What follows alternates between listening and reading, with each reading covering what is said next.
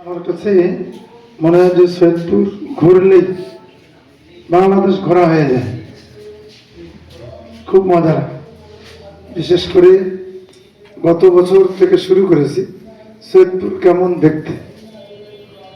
সৈয়দপুর আমাদের 15টা word, 40টা vote centre, মহল্লা আমাদের প্রায় 200। এক এক মহল্লার এক এক ডিজাইন, এক এক মহল্লার এক এক বৈচিত্র্য। আমাদের ধুপির মাঠের সাথে 5 স্টার মাঠের মেলে না, মেলে। আবার 5 স্টার মাঠের সাথে আমাদের রেল মাঠ মেলে না, রেল মাঠের সাথে আবার শের বাংলার মাঠ মেলে না, মেলে মেলে না। আমাদের বৈচিত্র্যময় এই সৈয়দপুর, আমরা সবাই মিলে এগিয়ে নেব ইনশাআল্লাহ। সৈয়দপুর একদিন অনেক বড়, অনেক সুন্দর হবে, অনেক বিখ্যাত হবে, এখনো বিখ্যাত।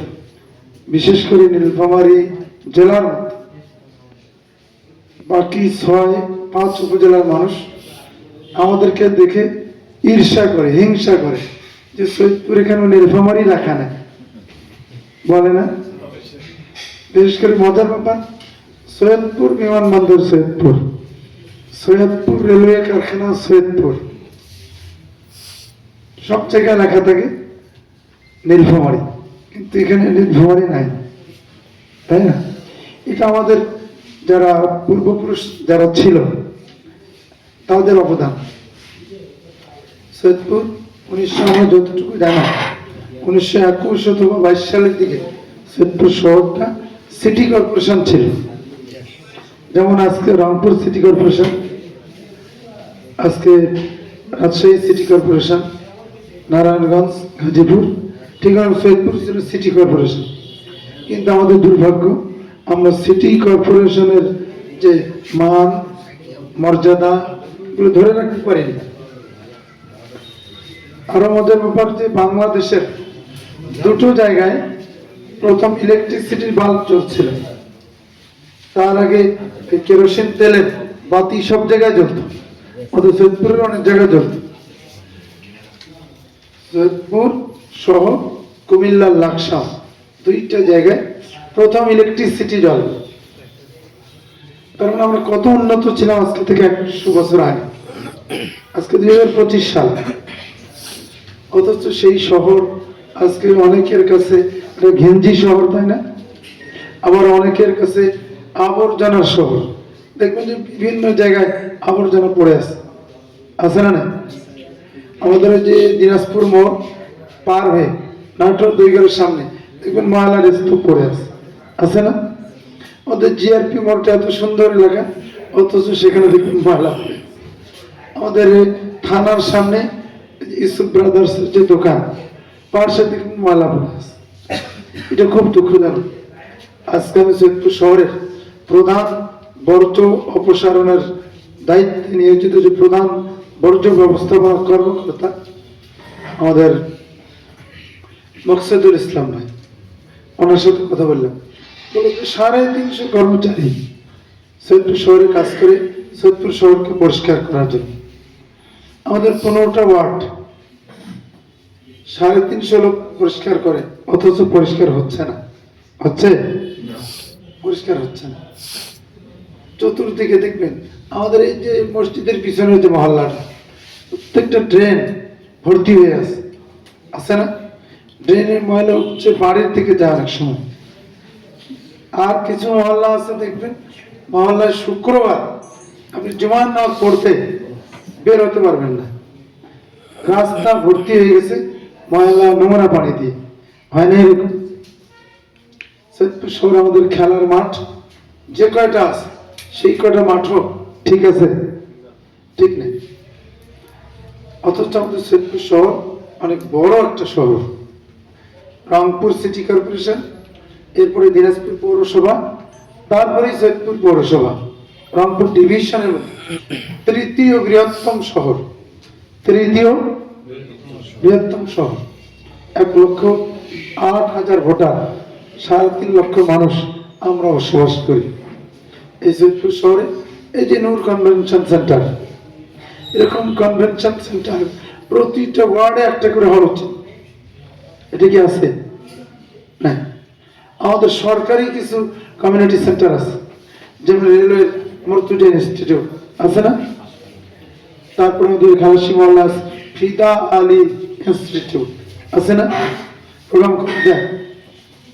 এইগুলো যদি আমরা উন্নত করতে পারি তাহলে সৈয়দপুর শহর আরো বেশি আধুনিক হবে, খেলার মাঠগুলো আরো বেশি জাঁকজমক করে তুলতে হবে।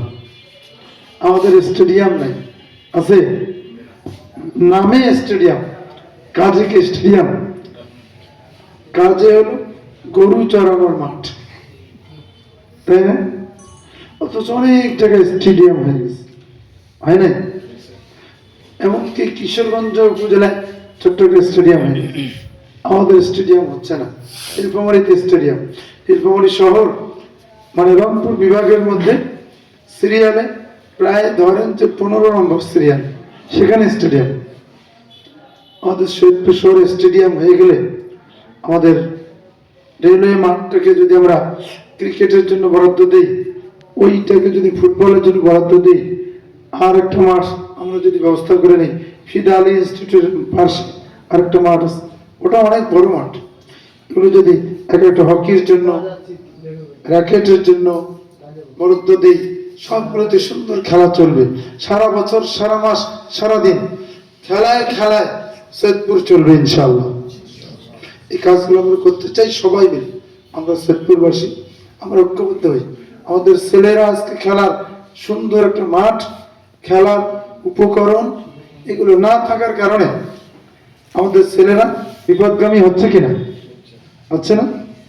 অথচ খেলার মাঠ আছে, খেলার উপকরণ দেওয়ার মতো আমাদের পৌর প্রশাসন আছে, রেল প্রশাসন আছে, আমাদের এখানে উপজেলা প্রশাসন আছে, আমরা সৈয়দপুর শহরে বিত্তশালী সুধীমহল আছি। আমাদের এখানে আমি যতটুকু জানি প্রায় 300-350 মানুষ আছেন যারা প্রতিদিন 3 লক্ষ 4 লক্ষ টাকা ইনকাম করেন প্রতিদিন। বিত্তশালী মানুষদের প্রতি আমাদের আহ্বান, তারা এগিয়ে আসুক, আবাবিলের মতো শত শত প্রতিষ্ঠান দাঁড়িয়ে দেবেন ইনশাআল্লাহ। আজকে আবু বকর সিদ্দিক ভাই, তারপর স্বপন ভাইয়ের নেতৃত্ব দিচ্ছে আবাবিলের মতো প্রতিষ্ঠান। আমরা সবাই মিলে যদি চেষ্টা করি, এরকম শত প্রতিষ্ঠান তৈরি হবে। সেই প্রতিষ্ঠানগুলোর মাধ্যমে সৈয়দপুর শহরকে আমরা খেলায় খেলায় মুখরিত করতে পারবো। এজন্য আসুন, আমি ছোট্ট মানুষ, আমি একজন হাই স্কুল টিচার, ইউনিভার্সিটিতে পড়াশোনা করেছি। ইউনিভার্সিটিতে দেখি বিশাল একটা স্টেডিয়াম পড়ে আসে, মানে আমাদের রাজশাহী বিশ্ববিদ্যালয়ের স্টেডিয়ামটা আমাদের সৈয়দপুরের স্টেডিয়ামের 50 গুণ। আমাদের এরকম একটা মানে সৈয়দপুর স্টেডিয়ামটা পুরোটাই এরকম 50টা স্টেডিয়াম ওর ভিতরে ঢুকে যাবে, এত বড় স্টেডিয়াম, কিন্তু খেলা নাই। অথচ আমাদের মাঠ নাই, খেলার আয়োজনে এসপিএল ব্যস্ত, তাই না? এসপিএল কে সামনে রেখে আজকে আবাবিল জার্সি উন্মোচন অনুষ্ঠানে আমাদেরকে রেখেছে, আমার মতো ছোট্ট মানুষকে প্রধান অতিথি করেছে। আমি এই জন্যই আবাবিলের কাছে কৃতজ্ঞ, আমি ধন্য। আমি চাই আবাবিল আরো দীপ্ত পদে এগিয়ে যাক আবাবিলের আজকে পথ চলা আজকে যেমন আড়ম্বরপূর্ণ হয়েছে, সৈয়দপুরের সকল খেলোয়াড়, খেলার প্রতি অনুরাগী, খেলার সংগঠক, খেলার সাথে জড়িত সকল মানুষের কাছে একটা প্রিয় সংগঠনে পরিণত, তার নাম আবাবিল ইনশাআল্লাহ।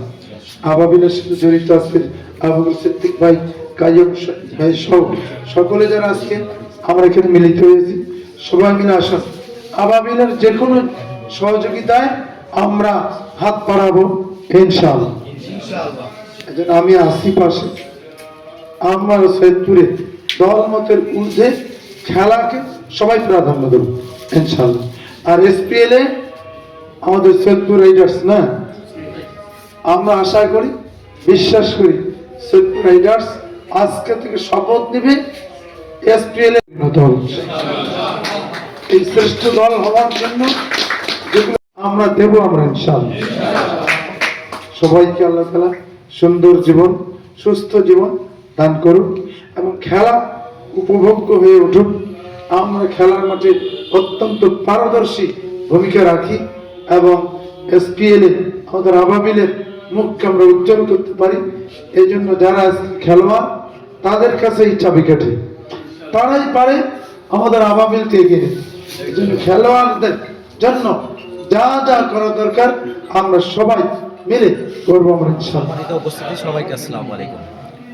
তো আপনারা জানেন যে আবাবিল গ্রুপের এসপিএল একটি টিম রয়েছে যা সৈয়দপুর রাইডার্স নামে।